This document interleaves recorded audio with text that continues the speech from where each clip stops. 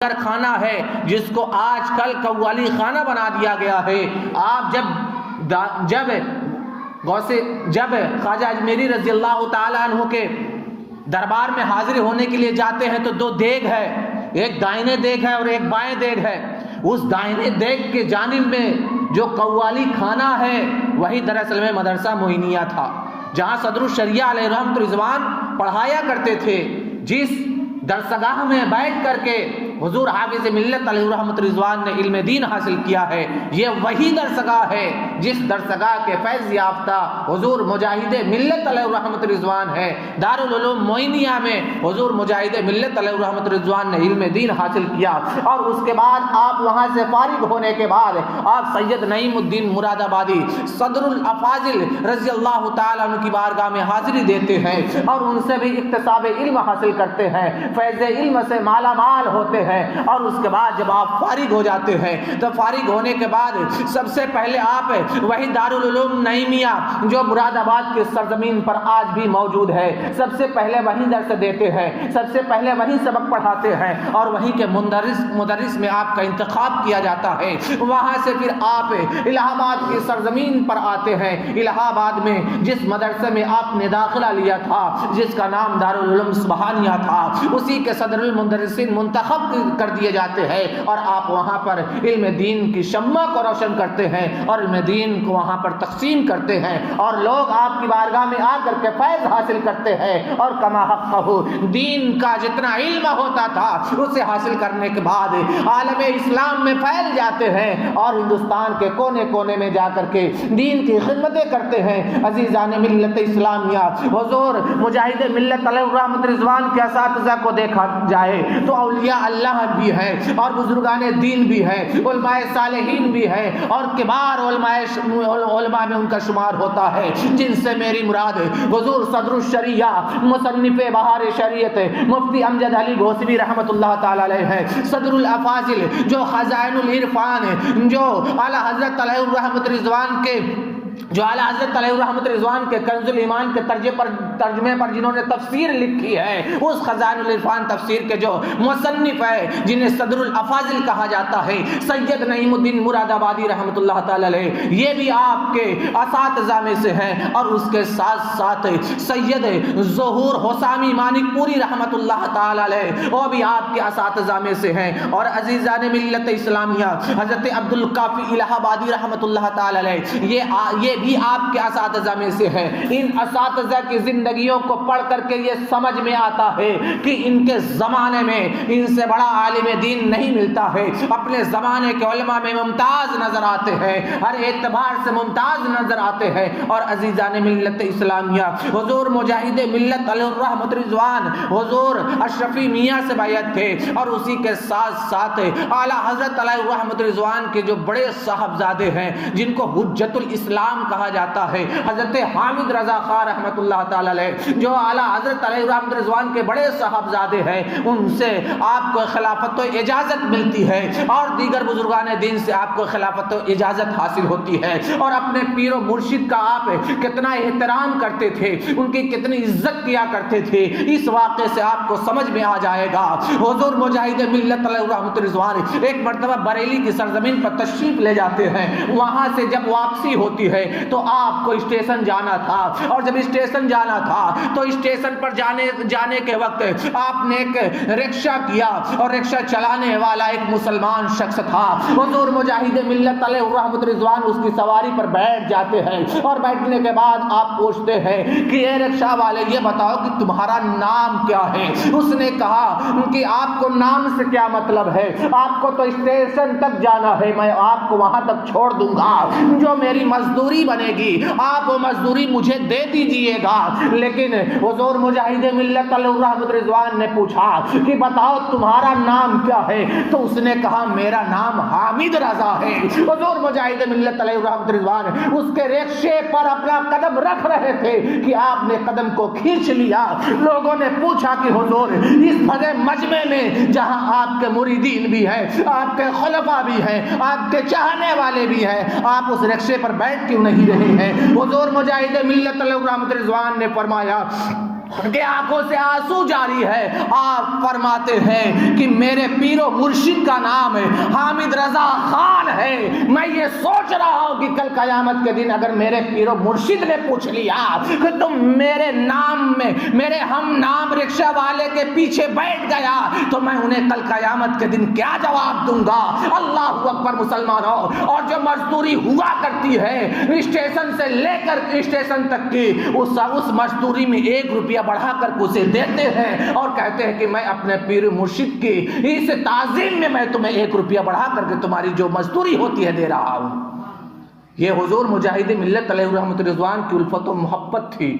اپنے پیر و مرشد سے آپ کا پیار تھا. اور عزیزان ملت اسلامیہ, حضور مجاہد ملت علیہ رحمت رضوان کی سیرت و اخلاق کو دیکھا جائے تو آپ کا سیرت و اخلاق نہایت اعلیٰ ہے. دینی خدمات میں صرف کرنا آپ سب سے پہلے اسی چیز کو مد نظر رکھتے تھے. جو دینی خدمات ہوتی تھی, مساجد کا قیام ہے, مدارس کا قیام ہے, طلبہ کی خدمتیں ہیں, دینی جلسوں میں جہاں ضرورت پڑتی تھی وہاں آپ خرچ کرنے سے پرہیز نہیں کرتے تھے بلکہ بے دریغ خرچ کر دیا کرتے تھے. پٹنہ کی سرزمین پر ایک اجلاس ہوا تھا, اس اجلاس میں جہاں اور لوگوں نے رقم دی تھی ان میں آپ کا جو کارنامہ ہے اس کو سر فہرست لکھا جاتا ہے. آپ کی سیرت میں اس کو ہائٹ لائٹ کیا جاتا ہے اور بیان کیا جاتا ہے. حضور مجاہد ملت علیہ الرحمت رضوان کی حیات پاک میں ہی پٹنہ کی اجلاس میں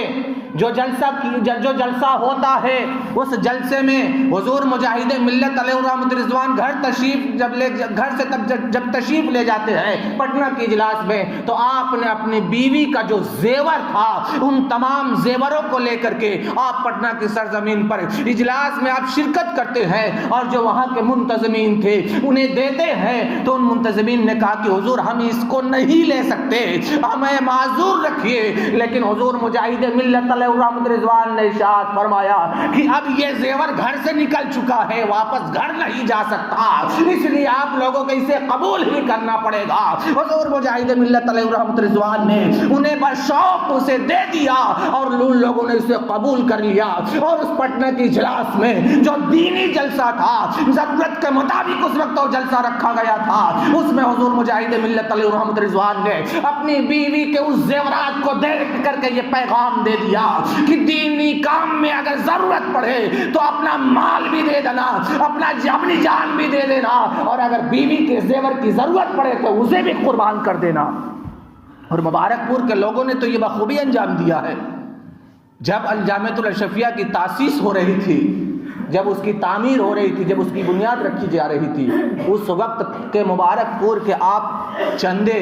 اور اس وقت کے مبارک پور کے لوگوں کے اس جذبہ ایثار و قربانی کو پڑھیں تو آنکھوں سے آنسو جاری ہو جاتے ہیں. جس کے پاس جو تھا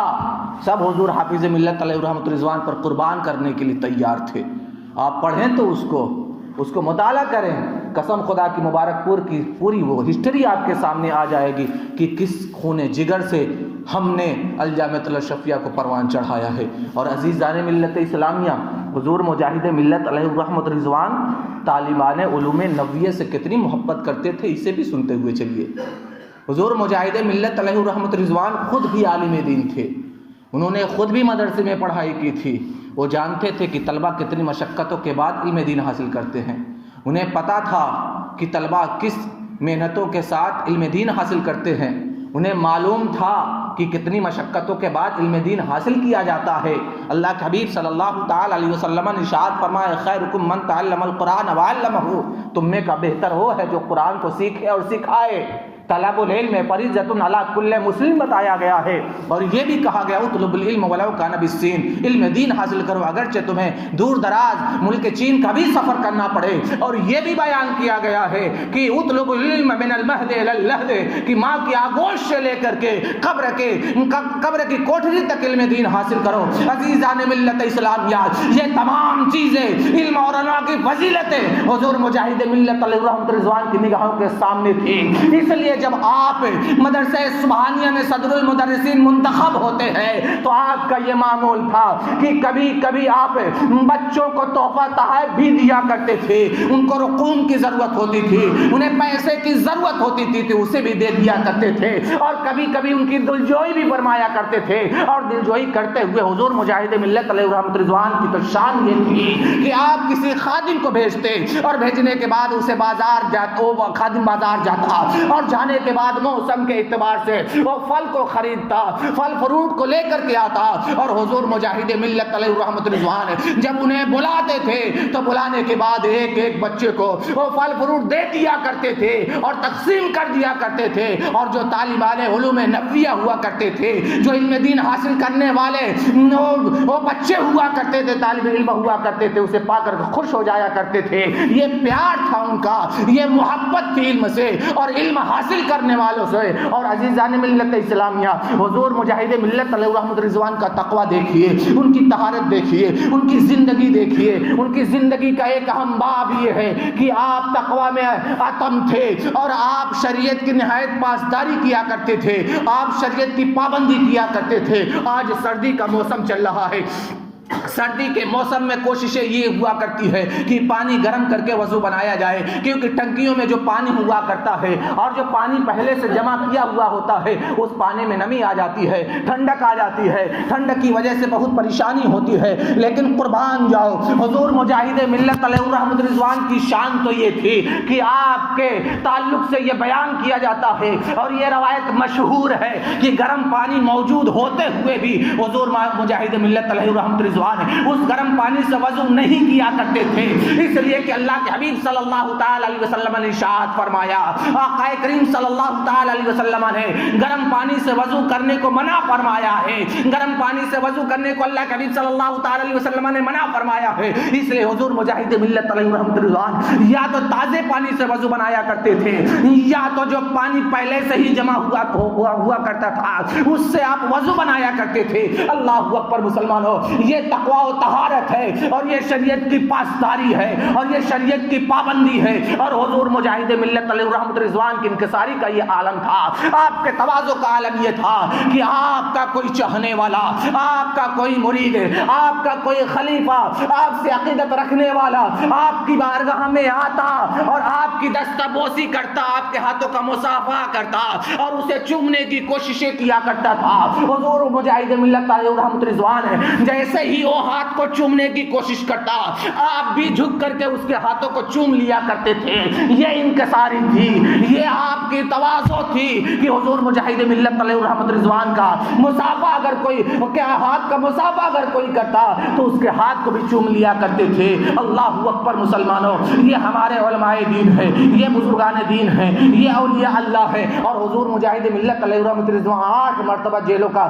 آپ نے جیلوں میں آپ کو قید و بند کی صحبتیں برداشت کرنی پڑی ہے. آپ کو مکہ المکرمہ کی جیلوں میں بھی بند کیا گیا, آپ کے ہندوستان کی جیلوں میں بھی بند کیا گیا, لیکن آپ نے حق کا ساتھ دیا اور حق بولتے رہے, نہ حق کے خلاف ہمیشہ آپ آواز بلند کرتے رہے. آپ کی سیرت کو پڑھنے سے معلوم ہوتا ہے کہ استقامت فی الدین, اسی پر آپ گامزن رہے. یعنی دین میں جو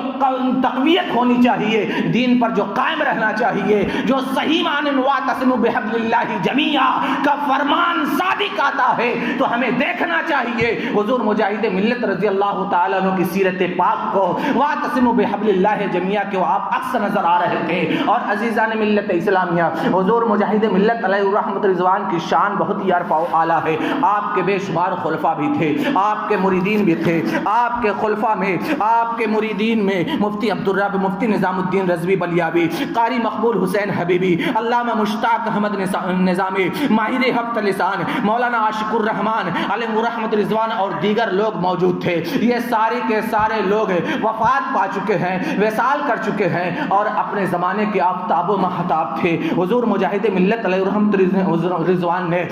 مکہ المکرمہ کی سرزمین پر